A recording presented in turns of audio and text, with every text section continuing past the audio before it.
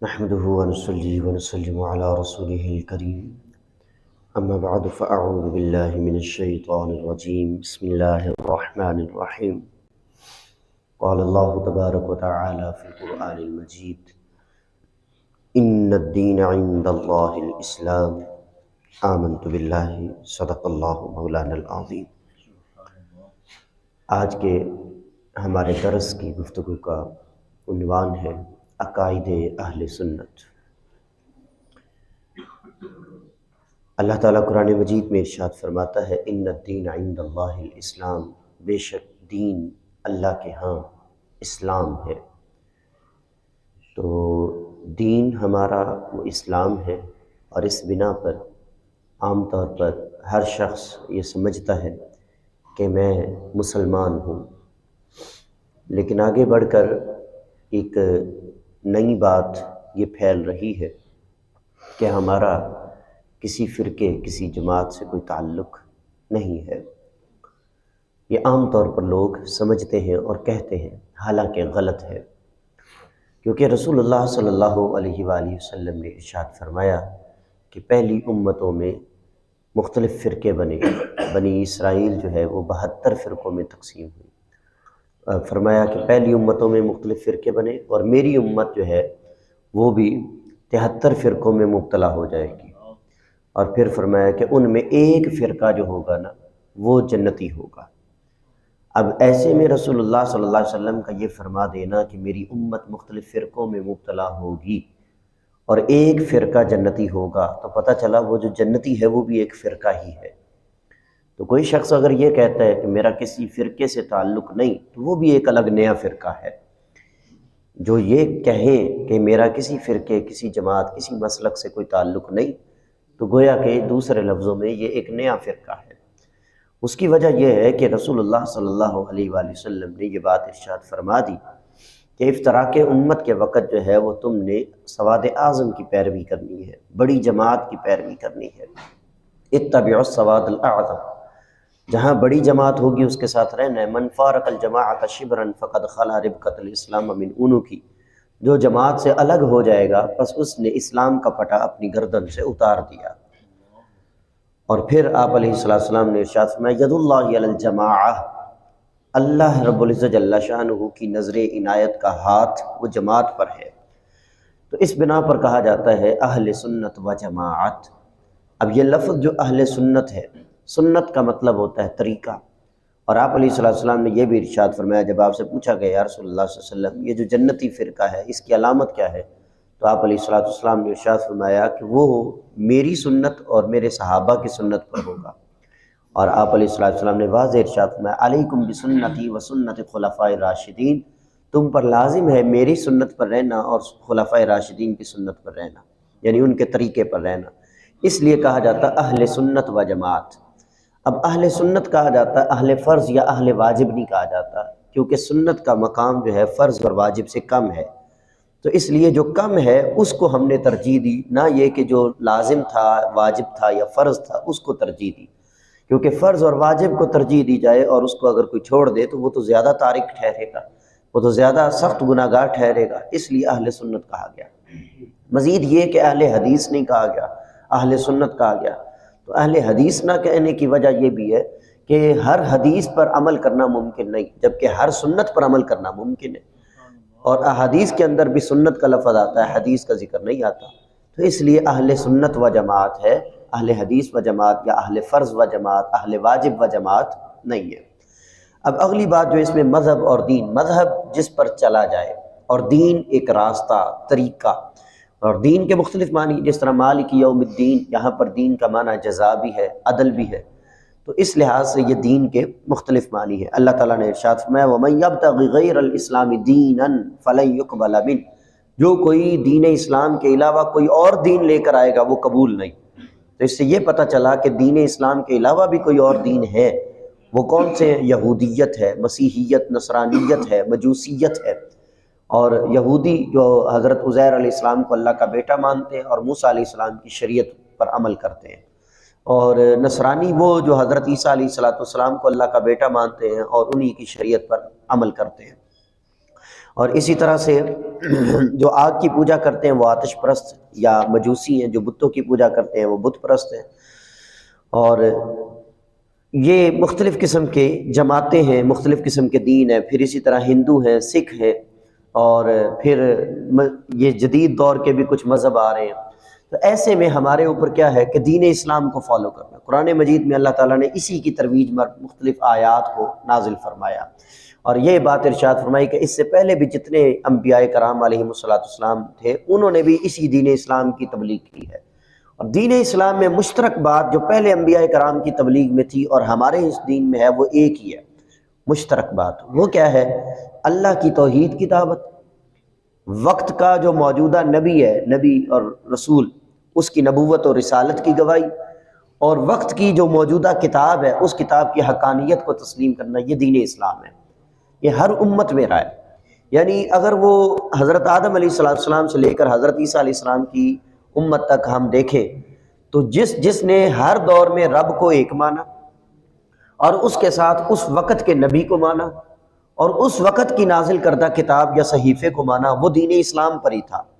اب ہم اگر دیکھتے ہیں کہ ہمارے لیے اس وقت دین اسلام کیا ہے، تو اس وقت کے مطابق ہمارے لیے جو ہے وہ کیا ہے کہ اللہ تعالیٰ کو ایک ماننا، نبی آخر الزمان حضرت محمد مصطفیٰ صلی اللہ علیہ وسلم کی نبوت و رسالت کو تسلیم کرنا، اور ان پر نازل ہونے والی کتاب قرآن مجید پر ایمان لانا۔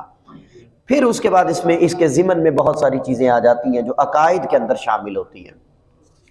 تو یہ جو چند اصطلاحات تھی۔ اب عقائد کیا ہوتا ہے؟ عقائد کا لفظ جو ہے یہ عقیدے سے بنا ہے، اور عقیدہ جو ہے عقد سے بنا ہے، مطلب ہوتا ہے گرہ لگانا۔ وہ نظریات، وہ تخیلات، وہ باتیں جو ہمارے ذہن میں آ کر پختہ ہو جاتی ہیں انہیں عقائد کہا جاتا ہے۔ کسی بھی حوالے سے وہ اچھے بھی ہو سکتے ہیں، برے بھی ہو سکتے ہیں، وہ تھوڑے بھی ہو سکتے ہیں، زیادہ بھی ہو سکتے ہیں۔ ہر وہ نظریات، ہر وہ سوچ، ہر وہ افکار جو ہمارے ذہن میں آئے اور اس ذہن میں آ کے پکے ہو جائے۔ مثال کے طور پہ مسلمانوں کا عقیدہ کیا ہے کہ اللہ ہے، پھر یہ عقیدہ کہ وہ ایک ہے، پھر یہ عقیدہ کہ وہ جسم سے پاک ہے، پھر یہ عقیدہ کہ وہ نظر نہیں آتا۔ اب یہ باتیں ایسی ہیں کہ جو بچہ جب بولنا سیکھتا ہے یا دیکھتا ہے یا چلنے لگتا ہے تو اس کو شروع سے یہ سکھا دیا جاتا ہے کہ اللہ ہے، اللہ ہے۔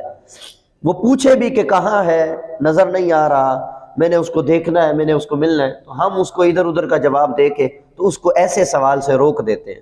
پھر جیسے جیسے وہ آگے ذہن کی پختگی کی طرف جاتا چلا جاتا ہے، عمر بڑھتی چلی جاتی ہے، تو اس کا ذہن اس حوالے سے پکا ہو جاتا ہے کہ اللہ کا جسم کوئی نہیں۔ پھر وہ یہ سمجھ جاتا ہے کہ میں جہاں بھی ہوں گا تو مجھے اللہ دیکھ رہا ہے۔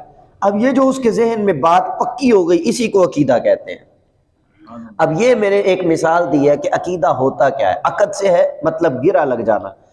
تو رسول اللہ صلی اللہ علیہ وسلم کے حوالے سے جو نظریات، جو خیالات ہمارے ذہن میں پکے ہو جائیں، صحابہ کرام رضوان اللہ علیہ مجمعین کے حوالے سے جو خیالات، جو نظریات ہمارے ذہن میں پکے ہو جائیں، اہل بیت اطہار کے حوالے سے جو خیالات، جو نظریات ہمارے ذہن میں پکے ہو جائیں، اس کو ہم کہتے ہیں عقائد اہل سنت، کہ بھئی ہمارا عقیدہ یہ ہے۔ اب اس عقیدے کی ویلیو کیا ہے، اہمیت کیا ہے؟ اہمیت اس کی اتنی ہے، یوں سمجھ لیجئے کہ جس طرح ایک بیج زمین میں لگایا جاتا ہے، اب بیج جیسا ہوگا ویسا ہی پھل نکلے گا، ویسے ہی پودا نکلے گا، ویسے ہی اس کی خوبصورتی، ویسے ہی اس کی رنگت، اور ویسے ہی اس کی شاخیں پھیل رہی ہوں گی، اور ویسا ہی اس کا پھل ہوگا جیسا بیج ہوگا۔ عقیدے کی مثال ایک بیج کی طرح کی ہے، اور عمل کی مثال اس بیج سے اگنے والے پودے کی طرح ہے۔ اب جیسا بیج ہوگا ویسا ہی پودا ہوگا۔ ایک شخص جو ہے وہ گائے کی پوجا کرنے والا، اس کا عقیدہ وہ ہے، اس لیے وہ ویسی حرکات کر رہا ہے کہ جس سے یہ لگتا ہے کہ یار یہ تو گائے کی پوجا کر رہا ہے۔ اور ایک شخص جو اللہ رب العزت جل شانہ کی عبادت کر رہا ہے، تو وہ شخص اللہ کو سجدے کر رہا ہے، یعنی بظاہر سامنے ہمیں دیوار نظر آتی ہے، یا سامنے ہمیں رحل پڑی نظر آتی ہے، یا سامنے کوئی اور چیز ہے، تو ہم کہتے ہیں یار یہ سجدہ کس کو کر رہا ہے؟ سامنے تو یہ دیوار تھی، سامنے تو کچھ اور تھا، لیکن ہم کہتے ہیں نہیں، یہ سجدہ اس کو کر رہا ہے جو نظر نہیں آ رہا، یعنی اللہ رب العزت جل شانہ کو سجدہ کر رہا ہے، کیونکہ اس کا نظریہ یہ ہے کہ اللہ نظر نہیں آتا، وہ ہر جگہ ہے، لہذا اس کو جہاں جگہ مل جاتی ہے یہ وہیں سجدہ کرنا شروع کر دیتا ہے۔ جہاں اس کو محسوس ہوتا ہے کہ میرے لیے یہاں سجدہ کرنا بھی جائز ہے، یہ وہیں سجدہ کر لیتا ہے۔ تو یہ اس کا ایک عقیدہ ہے۔ تو عقیدہ اہم ہے اس بنا پر کہ یہ ایک بنیادی شے ہے، اور عقیدے کی بنا پہ عمل بنتا ہے۔ اگر رسول اللہ صلی اللہ علیہ وسلم کو کوئی پکار رہا ہے، اگر رسول اللہ صلی اللہ علیہ وسلم کا کوئی نام نامی لے رہا ہے، صحابہ کرام رضوان اللہ علیہ مجمعین سے کوئی محبت کر رہا ہے، کوئی میلاد منا رہا ہے، کوئی نہیں منا رہا، کوئی صالح ثواب کر رہا ہے، کوئی نہیں کر رہا، یہ ساری چیزوں کا تعلق کس سے ہے؟ عقیدے سے ہے۔ کوئی یہ سمجھ رہا ہے کہ یہ جائز ہے، کوئی سمجھ رہا ہے یہ جائز نہیں ہے، وغیرہ وغیرہ۔ اس کے اندر اب بہت ساری چیزیں آ جاتی ہیں۔ تو عقیدے کی بڑی اہمیت ہے اس بنا پر کہ اس کی وجہ سے ہی اگلا عمل جو ہے وہ پودا وہ لگتا ہے۔ تو جیسا عقیدہ ہوگا ویسا ہی عمل ہوگا۔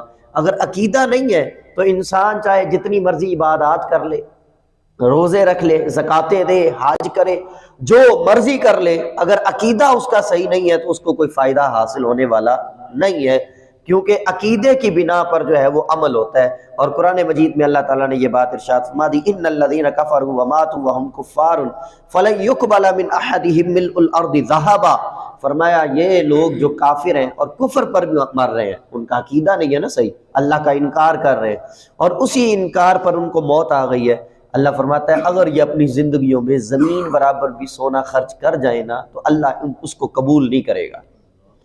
اور دوسری طرف کیا ارشاد فرمایا؟ فرمایا اتقوا النار ولو بشق تمرہ، فرمایا ایک مومن ہو اور اس کے پاس خرچ کرنے کو کچھ بھی نہ ہو، آدھی کھجور بھی وہ کسی کو صدقہ کر دے گا نا، اللہ تعالیٰ اس کو دوزخ کی آگ سے محفوظ فرما دے گا۔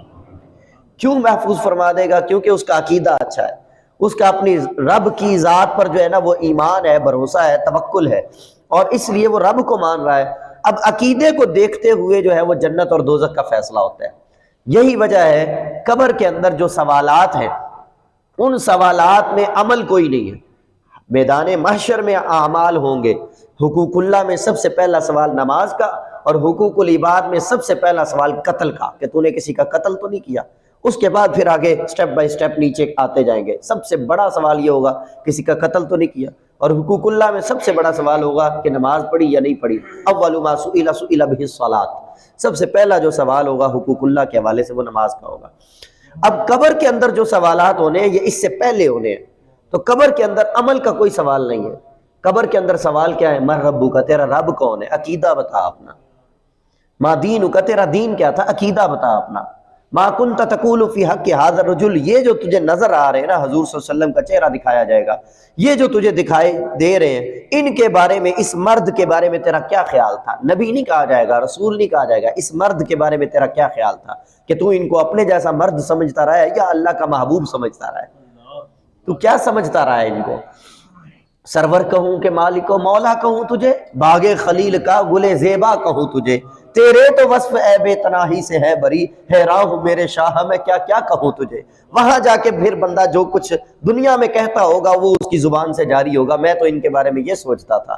تو وہاں اگر یہ ہو گیا کہ جی میں تو یہ سمجھتا تھا ان کو غیب کا نہیں پتا، میں تو یہ سمجھتا تھا یہ ہماری پکار ہی نہیں سن سکتے، میں تو یہ سمجھتا تھا نبی تو مر کے ختم ہو گیا، مٹی ہو گیا، اگر اس طرح کا کوئی غلط عقیدہ ہوگا تو وہاں پر پھر پکڑے جائیں گے، اور اس کے بعد پھر اعمال ہوں گے کہ بھئی اب تو تیرے عمل کا فائدہ ہی کوئی نہیں، تیرا تو عقیدہ ہی نہیں تھا صحیح، عمل کو چھوڑ دے، تیرا پہلے عقیدے میں تو فارغ ہو گیا ہے۔ اور اگر ان تین سوالوں کا جواب صحیح ہو گیا، عقیدہ صحیح ہوا، تو پھر اس کے بعد اعمال کو دیکھا جائے گا، بھئی ہاں عقیدہ اس کا صحیح تھا، ایمان صحیح تھا، اسلام صحیح تھا۔ اب اگلی بات، اب اس میں عقائد کون کون سے ہیں؟ ایک ہے عقیدہ توحید، اللہ رب العزت جل شانہ کو ایک ماننا، ذات میں، صفات میں، اور صفات کے تقاضوں میں، یہ ہے توحید۔ اسی کا الٹ آتا ہے شرک، ہر قسم کے شرک سے بچنا، یعنی نہ ذات میں شرک کرنا، نہ صفات میں شرک کرنا، نہ عبادات میں یعنی صفات کے تقاضوں میں شرک کرنا۔ فرشتوں کے متعلق کیا ہے کہ وہ نوری مخلوق ہے، اور اللہ تعالیٰ نے ان کی مختلف ذمہ داریاں لگا رکھی ہیں۔ کسی کے ذمہ بارش برسانا ہے، کسی کے ذمہ وحی پہنچانا ہے، کسی کے ذمہ جو ہے وہ رزق تقسیم کرنا ہے، کسی کے ذمہ جو ہے وہ قبر میں سوال جواب کرنا ہے، کسی کے ذمہ نامہ اعمال لکھنا ہے، اور کسی کے ذمہ محفلوں کو تلاش کر کے وہاں پر اللہ کے ذکر کرنے والوں کے نام لکھنا ہے۔ تو یہ مختلف قسم کی ان کی ذمہ داریاں لگی ہوئی ہیں۔ آسمانی اور کتابوں اور صحیفوں کے متعلق کہ اللہ نے جو کچھ نازل کیا وہ برحق ہے، وہ سچ ہے، اس پر ایمان رکھنا، تورات، زبور اور انجیل اور اس کے علاوہ جو صحیفے ہیں۔ اور یہ بھی ایمان رکھنا کہ وحی کا سلسلہ اور کتابوں کا سلسلہ اب مکمل ہو چکا ہے، آخری کتاب قرآن مجید ہے، اس کے بعد نہ کوئی وحی کسی پر آ سکتی ہے اور نہ کوئی کتاب نازل ہو سکتی ہے۔ انبیاء کرام علیہ السلام کے حوالے سے یہ عقیدہ رکھنا کہ وہ بشر ہوتے ہیں، بشر کے علاوہ کوئی اور نبی نہیں ہوتا، وہ مرد ہوتے ہیں، مردانیت انبیاء کی صفت ہے، مردوں کے علاوہ کوئی نبی نہیں ہوتا، ان کو معجزے جو اللہ نے دیے ہیں یہ قوم کو اور امت کو دکھانے کے لیے تاکہ ان کا ایمان مضبوط ہو، اور نبوت اور رسالت کا سلسلہ بھی آپ صلی اللہ علیہ وسلم پر آ کر ختم ہو گیا۔ مرزا غلام احمد قادیانی جن کو جو ہے وہ غیر مسلم اور اقلیت قرار دے دیا گیا، ان کے حوالے سے بھی یہ ایمان رکھنا کہ بھئی یہ کافر ہیں، یہ مرتد ہیں اور ان سے ہم نے دور رہنا ہے، اور یہ خارج از اسلام، خارج از دین ہے، کیونکہ دین کا بنیادی عقیدہ یہ ہے کہ ختم نبوت، آپ صلی اللہ علیہ وسلم آخری نبی ہیں، آپ کے بعد نہ کوئی نبی تھا، نہ ہے، نہ ہوگا۔ اس عقیدے پر صحابہ کرام رضوان اللہ علیہم اجمعین نے بڑے بڑے جہاد کیے ہیں۔ اسی طرح تقدیر کے حوالے سے عقیدہ، صغیرہ کبیرہ گناہوں کے متعلق، موت کے متعلق، جنت کے متعلق، حشر کے متعلق اور دوزخ کے متعلق، اور بالخصوص اس دور کے اندر جو دو اختلافی مسئلے چل رہے ہیں، ایک صحابہ کا اور ایک ولیوں کو ماننے کا، صحابہ اور اہل بیت کے حوالے سے بھی عقیدہ صحیح رکھنا اور ان کی لغزشوں اور کوتاہیوں کو لے کر کوئی ایشو نہ بنانا، ان کے معاملات کو انہی کے حوالے کرنا، اور ولیوں کو بھی آج لوگ نہیں مان رہے، مزارات سے دور، اور اس طرح کی خرافات ہوتی ہیں، لیکن ان خرافات کا رد کرنے کا مطلب یہ نہیں ہے کہ ولیوں کا انکار کر دیا جائے، تو ولیوں کی کرامات اور ولیوں کی جو فضیلتیں ہیں وہ بھی برحق ہیں۔ تو یہ ہے اہل سنت و جماعت کے عقائد۔ کل ہم بات کریں گے معمولات اہل سنت پر۔ اللہ تعالی ہمیں صحیح افکار و تعلیمات کو سمجھنے کی توفیق عطا فرمائے۔